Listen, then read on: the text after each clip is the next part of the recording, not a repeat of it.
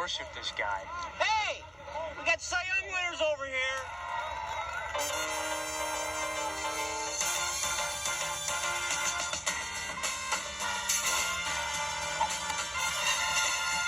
Come on, Alice. Pull.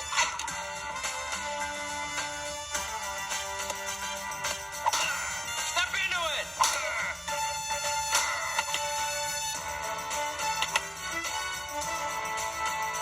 Feel bigger? Yeah.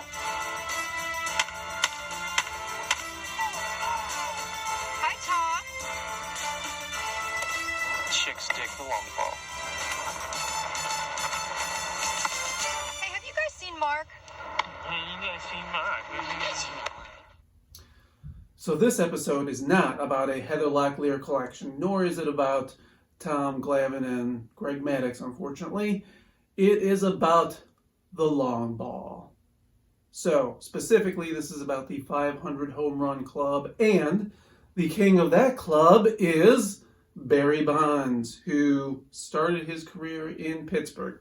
Here we go. Pittsburgh. So, Barry Bonds, let's go ahead, before we even get to the cards, let's go ahead and get to it. Should Barry Bonds be in the Hall of Fame? The answer on this one is yes. And here is something very interesting. Last year I was watching, 2019 would be last year at this point, a Braves game, and Henry Aaron was in the booth with the guys, and they asked him if Barry Bonds should be in the Hall of Fame, and he said yes. And they said, should Pete Rose? And he said no. So, Hank Aaron agrees with me. Let's get more specific about this. So everybody is probably on the bandwagon of, well, Barry Bonds did steroids, so he was a cheater and he shouldn't be in the Hall of Fame. So let me give you a little detail on this.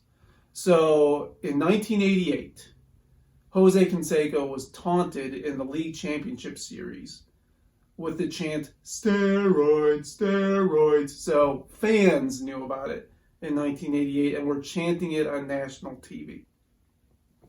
In the early 1990s, 1992, Bud Selig became the commissioner of baseball.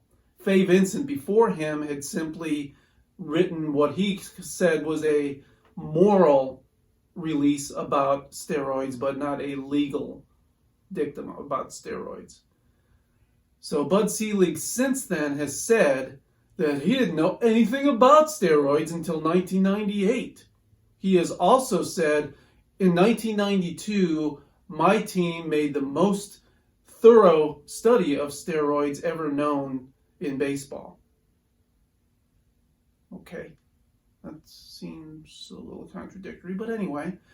In 2005, Congress had a hearing, the Balco hearing, and players like Barry Bonds, Mark McGwire, Rafael Palmeiro were pretty famously grilled about all this. And they looked pretty guilty through this. Palmeiro actually had evidence that he was guilty. McGwire didn't talk at all because he said no matter what he said, he'd be shown as guilty. Bonds would also not admit to it. He talked, but he would not admit to anything. But here's the thing. Do you know when baseball created its very first steroid policy and passed it and made it against the rules to use steroids? 2005, after that hearing. So there was no rule. So yeah, Barry Bonds was a jerk. He's gone on the record and apologized for being a jerk and actually expanding his role of being a jerk. He is a jerk, okay? But by the time there was a rule against steroids, he already had 700 home runs. Mark McGwire's career was already over. Palmeiro was in his last year. So they never really broke a rule. Now, baseball has always had sign stealing since the early 1900s. There's always been something like greenies, some kind of thing to give you an edge. Even in the 60s, that was a thing. So if there's not a rule against it, there's not a rule. So there's not cheating. So all these guys are held to this standard. The Hall of Fame is not about whether you're a jerk or not. There are jerks in the Hall of Fame, Ty Cobb. Barry Bonds should be there. He did not break any rules while he was playing. He has the all-time lead in home runs, just like Pete Rose, eventually the all-time leader in the category, should be in the Hall of Fame. Anyway, there is my argument about Barry Bonds. Now, all those guys, players I just mentioned, Barry Bonds, Mark McGwire, Rafael Palmeiro, are not in the Hall of Fame. If those guys were to be prevented to be in the Hall of Fame, somebody, Bud Selig, should have created a rule that kept them from doing what they did, kept them from reaching the milestone, or done it cleanly. Let me tell you a little bit about Bud Selig. So, Bud, if you don't know, he was the owner of the Brewers for many, many years. He was obsessed, absolutely obsessed, with Steinbrenner and his money, and how Steinbrenner was in a big market and the Brewers were in a small market. When he became commissioner, he continued that obsession to the point where a World Series was canceled because of a strike, because he wanted his small market team to have the money, basically a communistic share of the money that Steinbrenner was able to create. Other large market teams as well, but mostly fixated on Steinbrenner. The thing was, small market teams were still winning the World Series in the 90s. So the argument didn't really make sense. It's just, he was fixated. So while he was fixated on salary cap and getting Steinbrenner's money, steroids were running rampant. Everybody knew it. He didn't do anything about it. So the guy who could have stopped it didn't do it.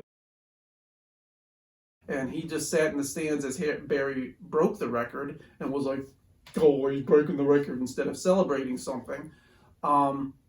Whose fault is it? It's Bud's fault. Ironically, like I said, those three players are not in the Hall of Fame. Guess who is in the Hall of Fame? Bud freaking Selig.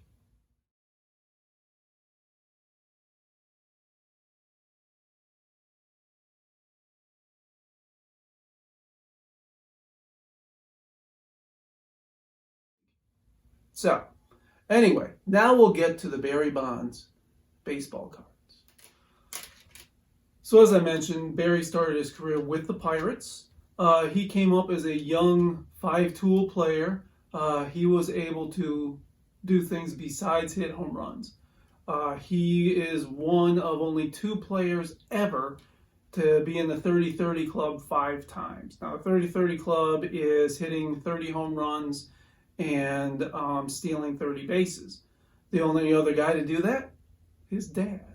And he just barely missed doing it 2 more times, having only 29 stolen bases a couple of years, so he could have been a 7th time. He's one of only 4 players ever to be in the 40-40 club. 8 gold gloves, plenty of stolen bases. Even though he's not in the 3,000 hit club, he didn't just hit homers. All right, so here he is with the Pirates early in his career. Kind of that svelte fielding pose there. And here he is with his whipping batting style from his early career. Early on with the Giants during his Gold Glove era. And then later in his career, as we started to become very familiar with his home run follow-through, it is kind of a sweet swing I can grudgingly accept. So Barry Bonds, number 1 in the home run club. Number 2 in the 500 home run club is Hank Aaron. So in 1973, Hank Aaron finished the season at a career total of 713 home runs. So these are numbers that really just stick in the brain of a true baseball nerd. So Babe Ruth's record was 714. So 1974, it was pretty much a given that Henry Aaron was going to break the record. Now, as a kid, that was a big deal. I still remember April 8th, 1974, that date, better than I remember my anniversary. Didn't have to look it up, sorry, hon. Topps was kind of on the same boat too. So in 1974, the Hank Aaron card, I know I told you about boring cards. This is still not a great card, but it's a special card. So this is his 1974 card. The design is different than every 1974 card. He is the new all-time home run king, even though he hadn't hit the home run yet. This is card number 1 of the set. So, sets, if there's 800 cards in the set, everyone has a number. I kind of alluded to that a little bit with the Ken Griffey Jr. card being number 1 from the Upper Deck set, first Upper Deck set. So this was card number 1 that year. Now, they upped the ante even a little more. The next several cards in order were Hank Aaron's special cards, and they went out of their way to make cards of his past cards. So there's, I think, 4 cards of pictures of his previous Topps cards, and those were the first several cards of the set. Kind of neat. Still a little weird, but kind of neat. All right, next on the list, Mr. Babe Ruth. This is my R316 card of Babe Ruth. So I say the R316, there was a W something or other on my Lou Gehrig card. So these numbers are in the Sports Collector's Bible. It's just the standard numbering for cards. If you look in here, Topps is R414. Again, this is an R2 something or other. This is an R316. So each set is cataloged with some kind of denomination. The T206 tobacco set, the standard tobacco set, that is the category number. T for tobacco, I presume. 206. Kellogg's is a R. No, it's not even R. It's an L something. Kellogg's is F286. So anyway, that's what the R316 is. So even though, as I noted, Barry Bonds did some amazing things. Hit a lot of homers, stole a lot of bases. That's a rare combination.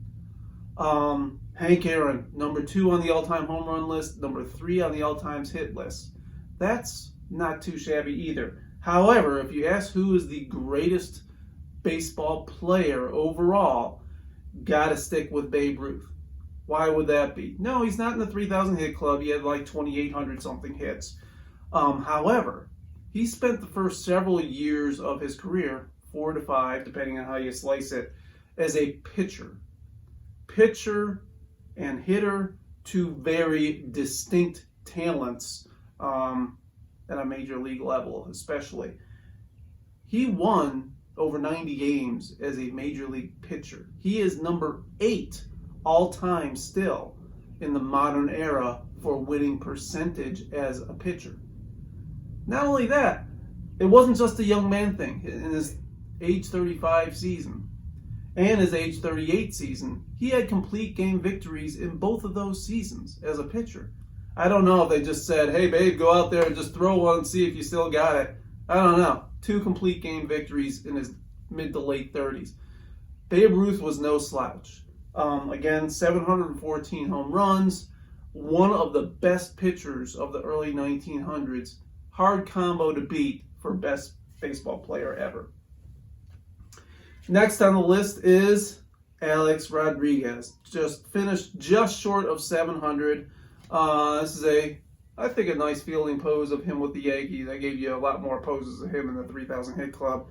The tragedy of A-Rod, he did do steroids, different era. It was against the rules. He got caught in a whole different scandal. And at first he denied it and was, going to take the commissioner to court and all this crap. And all later he said, oh, well, no, I did it.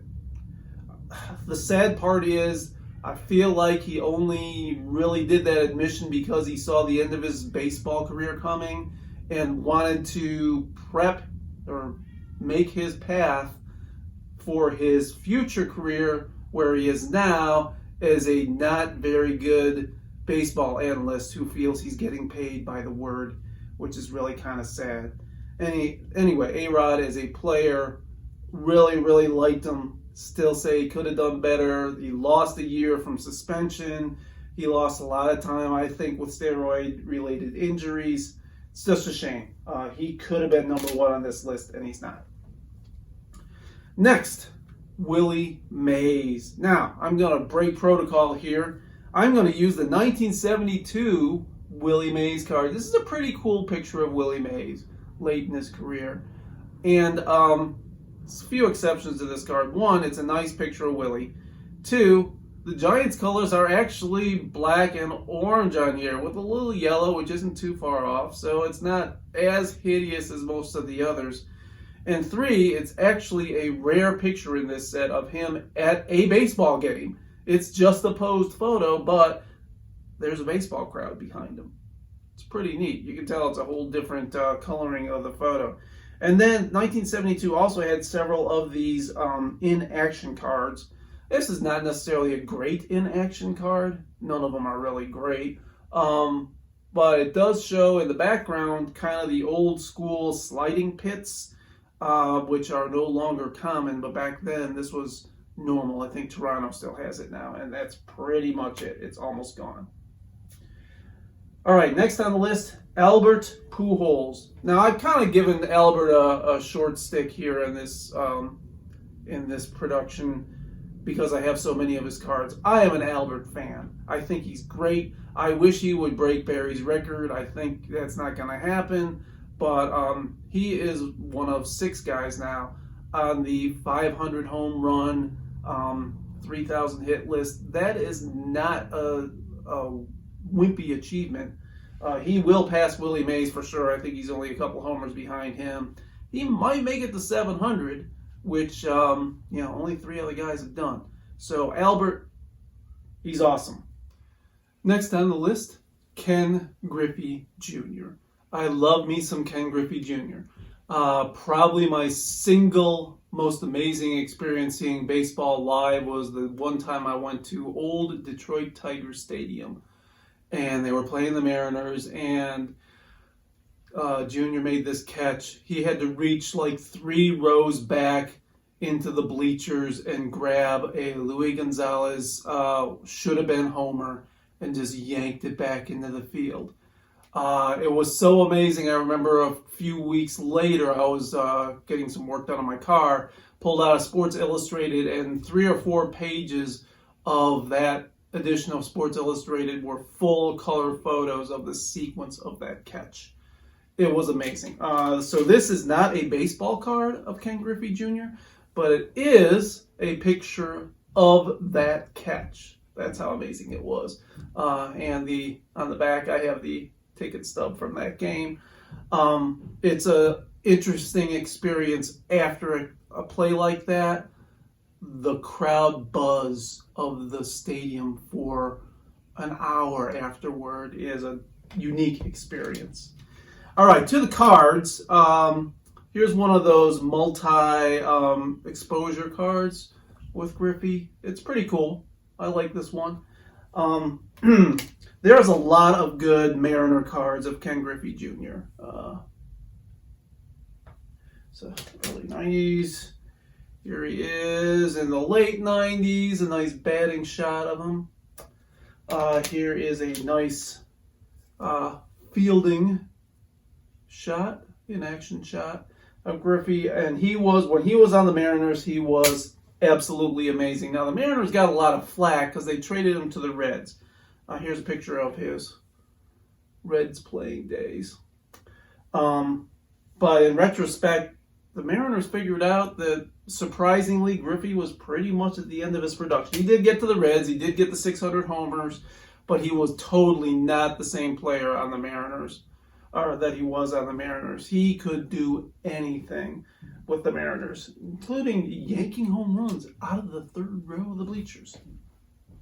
All right, next on the list, Jim Thome, one of the all-time nice guys of baseball. He was on the Indians team that for years was a force in the American League and were always just short of winning it all.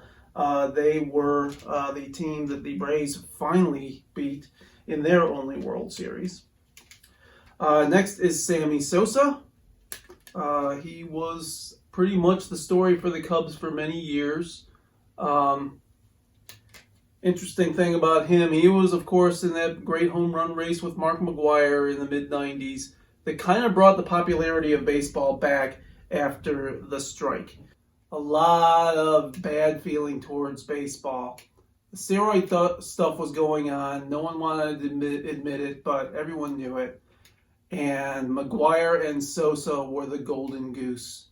They brought baseball back. Everybody loved it. You saw the commercial at the start of this clip or this episode. McGwire and Sosa brought baseball back. So I can kind of see, yeah, it's kind of hard to quash that because they brought it back. But, you know, man up later and admit it. They were the golden goose. All right, next on the list was Frank Robinson.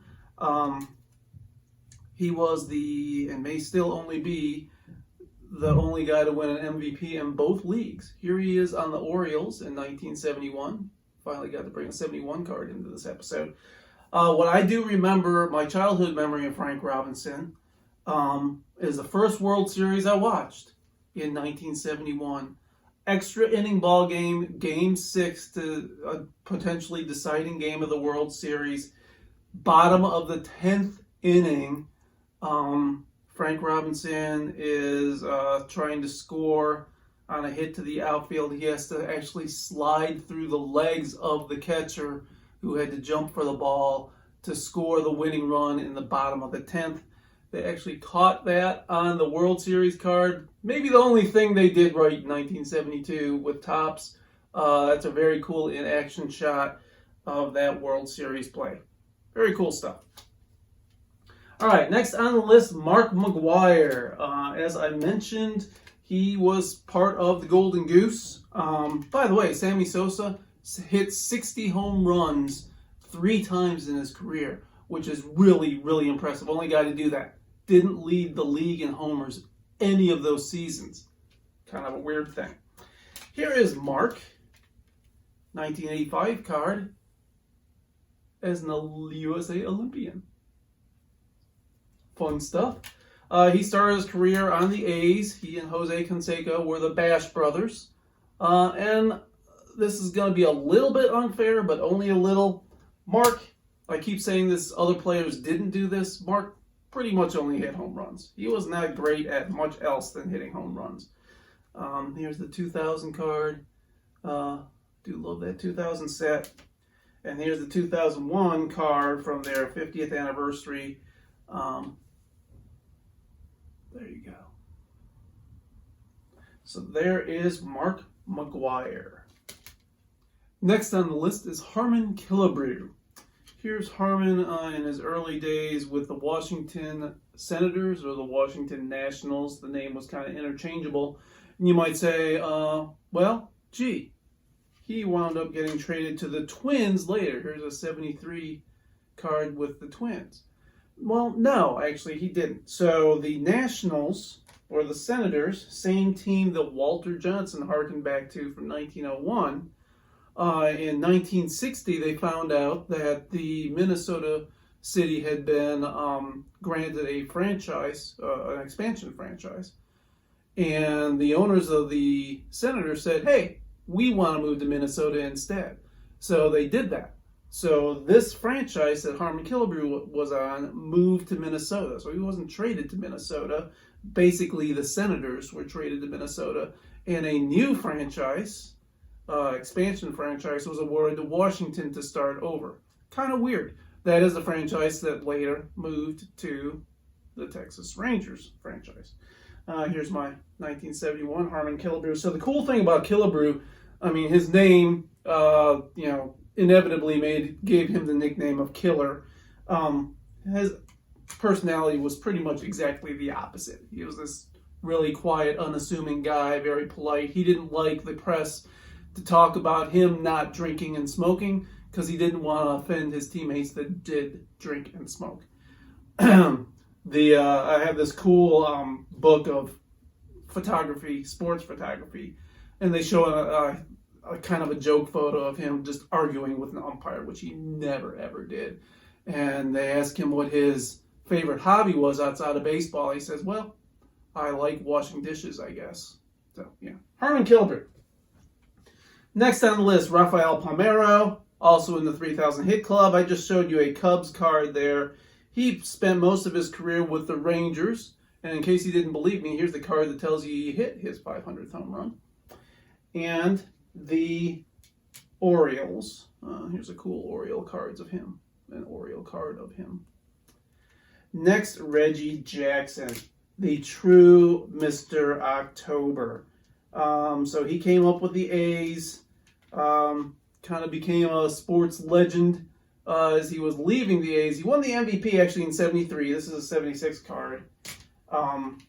Here's a 74 card. A good in-action shot with him with the A's. But when he became a free agent, free agency was kind of a new thing back then. Here he is with the Yankees shortly thereafter, which is where he moved to. He kind of turned into the greed is good poster child of baseball players. He actually got his 500th homer with the Angels. Here's his 83 Angels card. And, well, for good measure, his 84 Angels card. Anyway, Reggie Jackson was almost a pop icon when he really was the first really famous free agent. All right, next is Manny Ramirez. When he came up, he was part of this core of Indians that looked like they were going to take over the world. They never did. They came close. Here's the 94 Manny Ramirez Future Stars card. And then here he is with the Red Sox when he had become more of a flake. He's a lovable flake, but kind of a flake. Played for the Red Sox for a long time, bounced around some other teams. Next, Mike Schmidt. In the 70s, this was the guy. Him and Dave Kingman was like, they could hit a home run in the wind blowing in Wrigley Field. They didn't care. They were going to hit a homer. Here's his 83 card. 89 card's kind of nice. Good shot of him. Okay, next is David Ortiz. Big Poppy. He came up with the Twins, actually. Here's a Twins card of him. And, of course, became much more famous as a Boston Red Sox. Big Poppy. Next, Mickey Mantle. Here is the 56 Mantle. Of course, I have to have a 56 Mantle. Now, Mantle's 56 card is, even though I love the 56 set, this is one of those weird cards. So if you look at it, you'll see the crowd. He's kind of jumping into the crowd trying to catch a ball. There's some fans reaching for the ball. Then there's this whole set of fans that are like looking at a UFO or something. Some real oddities about the 56 set. Warren Spahn, I don't know if you noticed earlier, but he's pitching with the stadium at his feet, the top of the stadium at his feet. It's like he's suspended in midair. So it's kind of weird. Anyway, so I got to have the 56 Mickey Mantle. Oddly enough, he doesn't have a lot of great Topps cards, in my opinion. I know they're all expensive and valuable. Here is an exhibits card. I really like this card a lot. Good picture of him. I think there's another exhibits I might pick up that's nice of him. But his Topps card's really expensive and really not all that cool. All right, Jimmy Fox is next. We've talked about Jimmy Fox before. Here's his exhibits card. Willie McCovey is next. Here's Willie, the 73 card. And, of course, I gotta get in a 71 Kellogg's where I can. Willie actually set a record by hitting 2 home runs in the same inning twice, back in 1977. There's a piece of trivia for you. All right, next is Frank Thomas, the Big Hurt. So he played primarily for the White Sox, if not exclusively. I should know that, but I don't. Here he is. His first card actually shows him playing college baseball, which is kind of cool. Yeah, it's a rookie card, but I just think it's cool to see him in his college uniform. And then kind of his heyday with the White Sox here, 91. When I started pack collecting once again. Here is Ted Williams is next. Now, he probably, almost certainly would be in the 3,000 hit club if he didn't give up much of his prime career in military service. He was actually not just a general grunt. He was a fighter pilot. Pretty amazing guy. Next is Ernie Banks, Mr. Cub himself. Here's my 56 card of Ernie Banks. And of course, got to do the 71 Kellogg's. This is just a very nice picture of Ernie Banks. Next is Ed Matthews, a guy from a different era. Most people haven't really heard of Eddie Matthews. Again, different era. There was a play where Frank Robinson, another guy on this list, slid into the third and complained to the umpire about the hard tag Ed gave him. So he punched him and said, "Hey, how do you like that tag?" So, yeah, wouldn't see that today. Next on the list, Mel Ott. This is a play ball card from the 40s, I believe. It's a pretty neat card. I've had this one for a long time, actually. Next is Gary Sheffield. I love Gary Sheffield, but he's kind of one of the sluts of baseball. He played on a lot of teams. Here he is with the Dodgers. The reason I really like Gary Sheffield, here he is with the Braves. He only played for the Braves for 2 years, but I just remember watching him. I don't know if he had the fastest bat speed ever, but man, it looked like it. The whipping action of his swing was just fantastic. And finally, to round out the 500 home run list, Eddie Murray. Here's his 1978 card. As he was starting with the Orioles, he would soon team up with Cal Ripken to be just the unforgettable dynamic duo of the Baltimore Orioles. So there you have it.